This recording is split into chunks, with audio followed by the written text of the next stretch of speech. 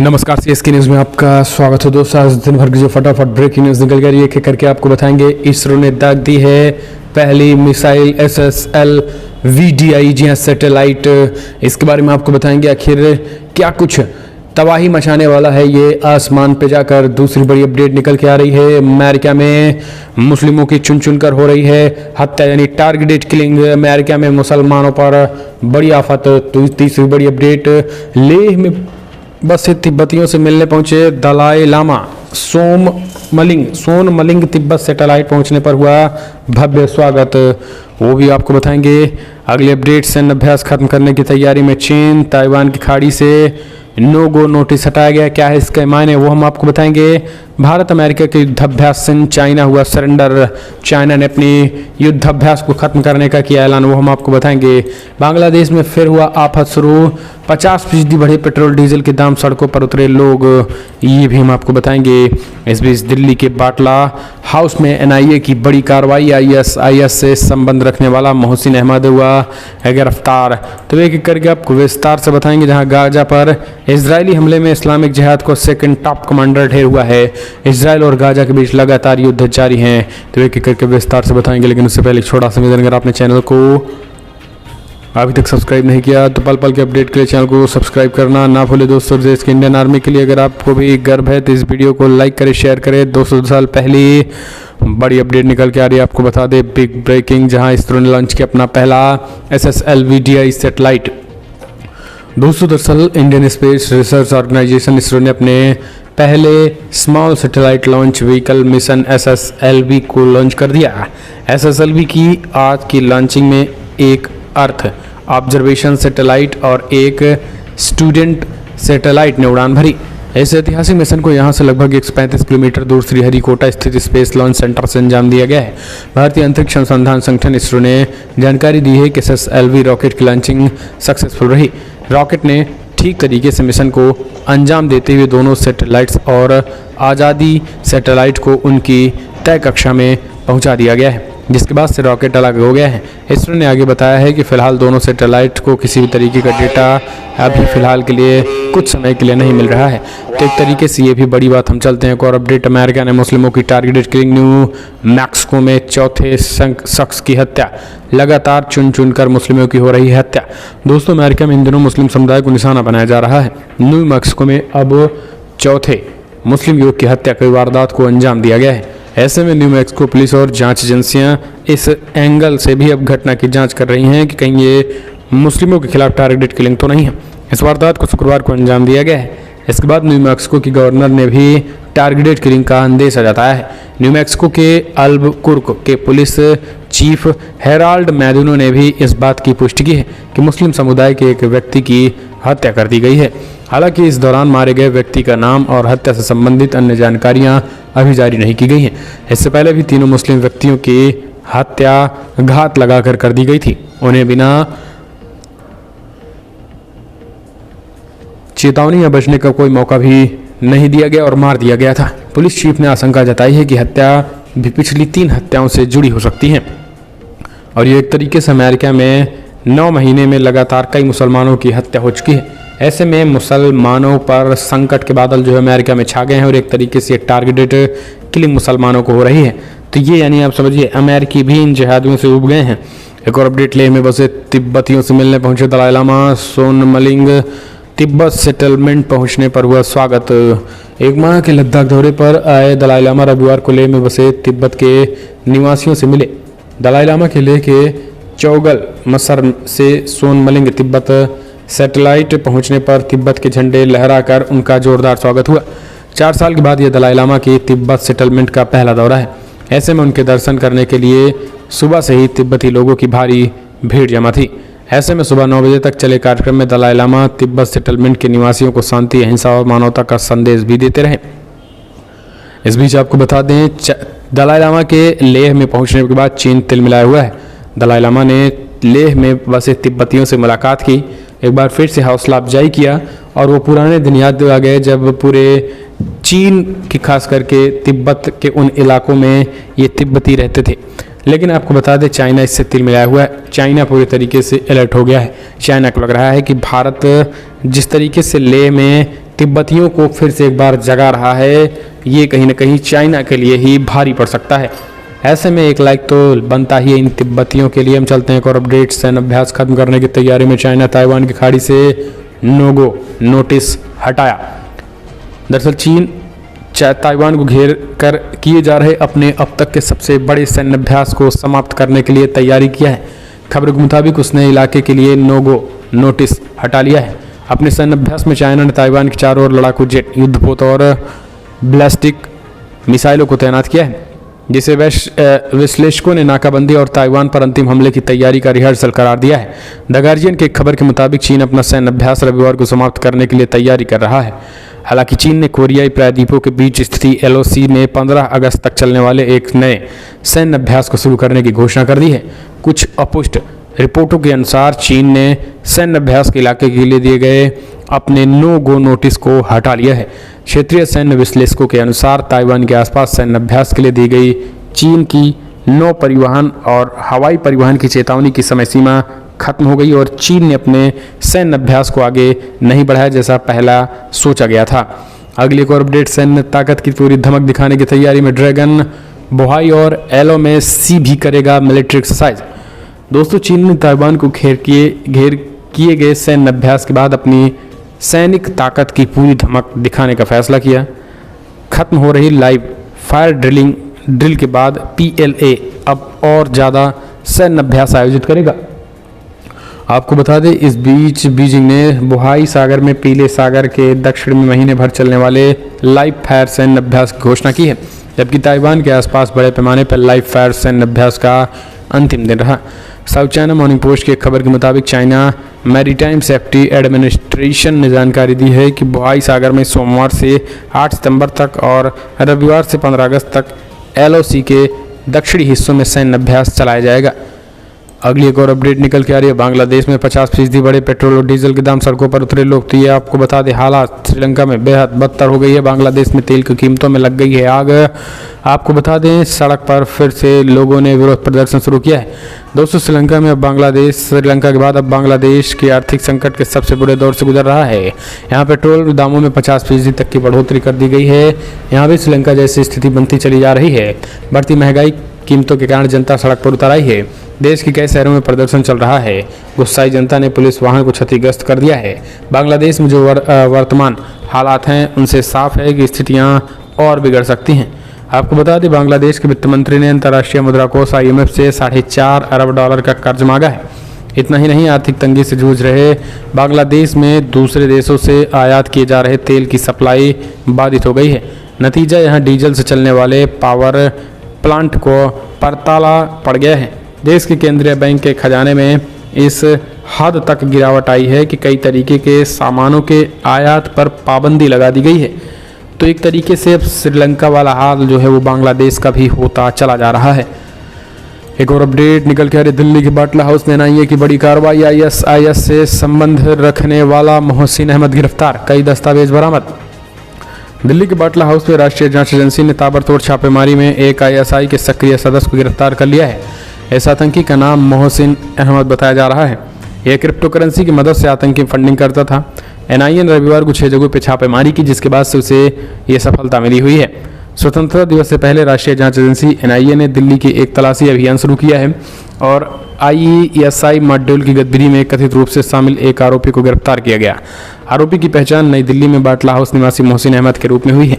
अगली एक और अपडेट। Big breaking. गाजा पर इजरायली हमले में इस्लामिक जिहाद का सेकंड टॉप कमांडर ढेर, 6 बच्चों समेत 32 की मौत। दोस्तों, इजराइल के हवाई हमले में गाजा पट्टी में इस्लामिक जिहाद के दूसरे टॉप कमांडर खालिद मंसूर की शनिवार देर रात मौत हो गई। इस ताज़ा हमले में मारे जाने वाला मंसूद दूसरा बड़ा कमांडर है। इस लड़ाई में कम से कम 32 फिलिस्तीनियों की मौत हो गई है, जिनमें 6 बच्चों की भी शामिल थे। इजराइल ने वेस्ट बैंक में इस्लामिक जिहाद समूह के 30 सदस्यों को गिरफ्तार भी किया है। लंबे समय के बाद इजराइल और फलस्तीन आतंकवादियों के बीच भड़की सबसे खराब हिंसा में सैकड़ों रॉकेट दागे गए हैं। अगली एक और अपडेट निकल के आ रही है। दोस्तों, आपको बता दें, हर घर तिरंगा में रेलवे कर्मियों के वेतन से काटे जाएंगे 50 रुपये। हर जिले के स्वतंत्रता संग्राम पर बनेगी फिल्म। स्वतंत्रता दिवस के दिन रेलवे के सभी कर्मचारियों और अधिकारियों के शान से तिरंगा लहराएंगे। ऐसे में NE railway north east railway प्रशासन ने सभी रेल कर्मियों को राष्ट्रीय ध्वज उपलब्ध कराने का निर्णय किया है। इसके बदले में सभी रेल कर्मियों के वेतन से 500 रुपये की कटौती की जाएगी, जिसे कर्मचारी कल्याण निधि में जमा किया जाएगा। आज़ादी के अमृत महोत्सव के तहत रेलवे बोर्ड ने 15 अगस्त को सभी जोनल महाप्रबंधक, कारखाना, आरपीएफ और हॉस्पिटल प्रबंधन को पत्र भेजकर हर घर राष्ट्रीय झंडा फहराने के निर्देश दिए हैं।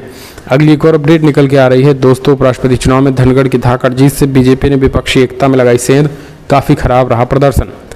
दरअसल उपराष्ट्रपति चुनाव में एनडीए के उम्मीदवार की जीत पहले से तय थी, लेकिन इसके बावजूद विपक्ष ने अपना प्रत्याशी मैदान में उतार दिया। वजह साफ थी कि वो विपक्ष के तौर पर लड़ते हुए दिखाना चाहता था, लेकिन वो इस पर सफल नहीं रहा। विपक्ष के पास इस चुनाव में खुद को मजबूती से पेश करने की कोई ठोस रणनीति नहीं दिखी। नतीजा ये हुआ कि चुनाव में विपक्ष का प्रदर्शन बेहद खराब रहा, जबकि एनडीए का प्रदर्शन पिछली बार से बेहतर भी रहा। हम चलते हैं एक और अपडेट। 15 अगस्त से पहले दिल्ली में आईएसआई मॉड्यूल का एक आतंकी गिरफ्तार, एनआईए की ताबड़तोड़ छापेमारी। दरअसल 15 अगस्त से पहले राष्ट्रीय जांच एजेंसी एनआईए ने बड़ी कार्रवाई करते हुए दिल्ली से आतंकी संगठन आईएसआई इस्लामिक स्टेट के आतंकवादी को गिरफ्तार किया। एनआईए की ओर से जानकारी दी गई है कि पकड़े गए इस आतंकी का नाम मोहसिन अहमद है और मौजूद समय में दिल्ली के बाटला हाउस में रह रहा है और वो बिहार का रहने वाला है। स्वतंत्रता दिवस से पहले एनआईए की ओर से की गई इस गिरफ्तारी को बड़ी सफलता माना जा रहा है। फिलहाल दोस्तों एक और अपडेट, आज़ादी के अमृत महोत्सव तथा मुहर्रम के दौरान आतंकी साजिश की आशंका पर हाई अलर्ट, हमने आपको बताया। फिलहाल दोस्तों दिन भर की फटाफट ब्रेकिंग न्यूज़ में इतना ही। एक और अपडेट, रूसी हमले में झाइपोरिया न्यूक्लियर प्लांट ध्वस्त, यूक्रेन के राष्ट्रपति जेलेंस्की सरेंडर को मजबूर।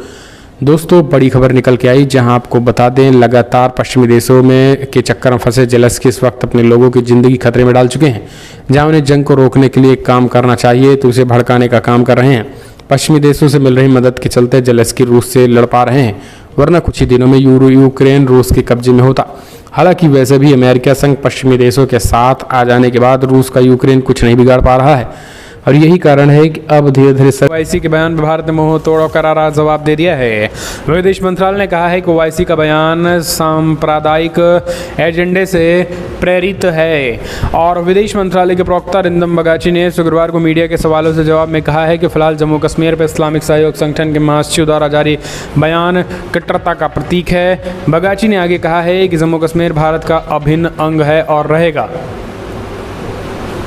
विदेश मंत्रालय के प्रवक्ता ने कहा है कि जम्मू कश्मीर में धारा 370 हटने के बाद से यहाँ से तेज़ी के साथ जो है वो विकास हो रहा है, वरना घाटी में समायोजिक और आर्थिक विकास में भी तेज़ी आई हुई है। उन्होंने कहा है कि इस्लामिक सहयोग संगठन के महासचिव का बयान हमेशा से ही आतंकियों को उकसाने वाला होता है। वह लगातार मानवाधिकारों का उल्लंघन करने वाले और सीमा पार और अंतर्राष्ट्रीय आतंकवाद के कुख्यात प्रमोटर के इशारे पर इस तरीके का बयान देते हैं। तो एक तरीके से जम्मू कश्मीर में की गई अवैध और एक तरफा कार्रवाई की तीसरी वर्षगांठ ओवैसी जो है वो उन्होंने इस बात को लेकर कहा कि 5 अगस्त 2022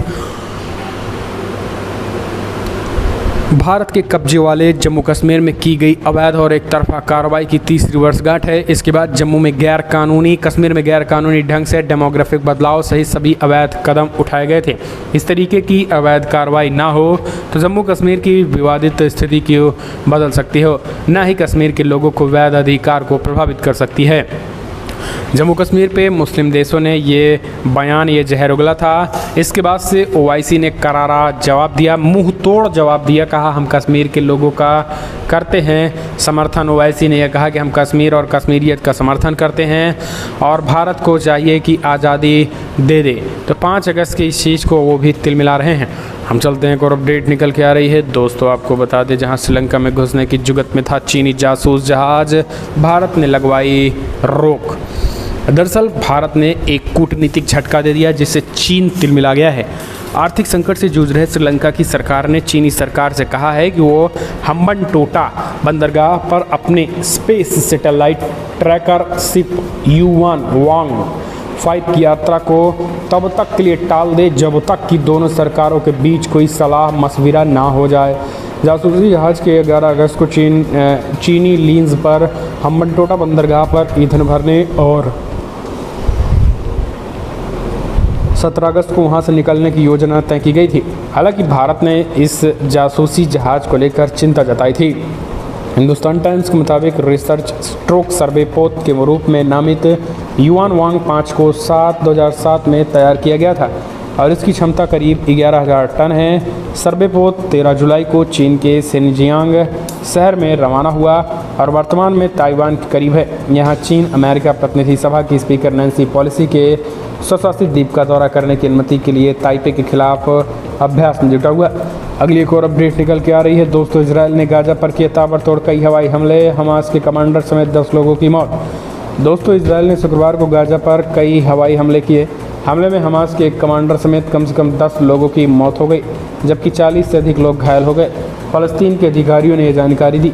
कब्जे वाले वेस्ट बैंक में एक वरिष्ठ फ़लस्तीनी विद्रोही की गिरफ्तारी के कारण बढ़े तनाव के बीच इजराइल ने शुक्रवार को गाजा पर हमला कर दिया।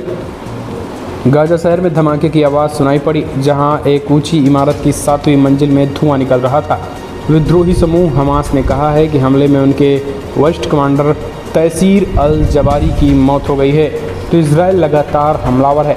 हमास के वरिष्ठ कमांडर की मौत के बाद गाजा ने भी इजराइल पर 2 रॉकेट दागे, जिसे मार गिराया गया।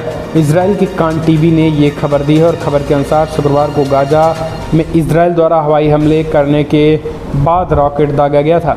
तो लगातार टकराहट इन दोनों देशों में जारी है। अगली एक और अपडेट निकल के आ रही है। चीन ने ताइवान के साथ कर दिया खेल, होटल में मृत पाया गया मिसाइल बनाने वाला ताइवानी अधिकारी।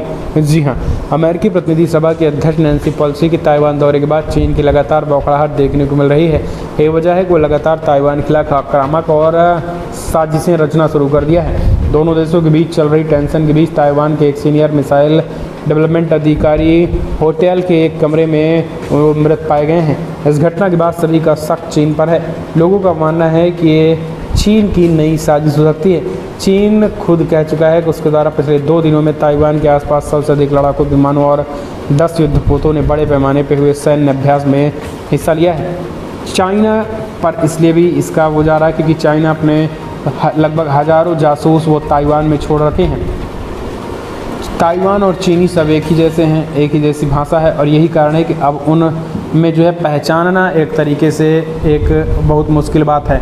अब जैसे आप एक स्टेट से दूसरे स्टेट में जाते हैं और कुछ ऐसा ही जो भारत में और ऐसा ही वहाँ पर भी है, सबकी बोली भाषा एक, सबकी जो है एक तरीके से दिखने में भी एक। ऐसे में उस होटल में चीनी भी काम कर सकते हैं जो कि खाने में जहर भी दे सकते हैं, इस तरीके की भी खबर है। अगली एक और अपडेट, तमिलनाडु में एनआईए की रेड, श्रीलंकाई ड्रग्स और हथियार तस्कर के पाक कनेक्शन का खुलासा। राष्ट्रीय जांच एजेंसी ने तमिलनाडु के चेंगलपट्टू में अवैध ड्रग्स माफियाओं के खिलाफ छापेमारी की। एनआईए का यह सर्च ऑपरेशन भारत और श्रीलंका में ड्रग्स और हथियारों के अवैध व्यापार से जुड़ा है। समाचार एजेंसी एनआईए के हवाले से बताया गया है कि भारत और श्रीलंका मामले में अवैध ड्रग्स और हथियारों के व्यापार के संबंध में तमिलनाडु के चिंगलपट्टू जिले में तलाशी ली गई है। यह मामला पाकिस्तान स्थित एक सप्लायर के साथ काम करने वाले श्रीलंकाई ड्रग्स माफिया की संदिग्ध गतिविधियों को संबंधित है। हम चलते हैं, एक और अपडेट निकल के आई है दोस्तों। भारत हिंद प्रशांत क्षेत्र में आसियान की एकता का करता है समर्थन, एस जयशंकर। दरअसल विदेश मंत्री एस जयशंकर ने कहा है कि भारत स्वतंत्र, खुले, समावेशी और नियम आधारित हिंद प्रशांत क्षेत्र में आसियान की एकता और केंद्रीयता का समर्थन करता है और दोनों पक्षों को इस क्षेत्र में अधिक सहयोग के लिए प्रयास करने चाहिए। नोम पेन में गुरुवार को आसियान भारत विदेश मंत्रियों की बैठक में जयशंकर ने क्षेत्रीय, बहुपक्षीय और वैश्विक व्यवस्था के एक महत्वपूर्ण स्तंभ के रूप में 10 देशों के समूह में भारत के महत्व पर प्रकाश डाला। बैठक के एक दिन बाद विदेश मंत्रालय ने शुक्रवार को कहा कि दोनों पक्षों ने स्मार्ट कृषि, स्वास्थ्य देखभाल, नवीनीकरणीय ऊर्जा और डिजिटल समावेशिता के क्षेत्र में सहयोग बढ़ाने सहित आसियान भारत संबंधों को बढ़ाने के तरीकों पर विचार विमर्श किया हुआ है।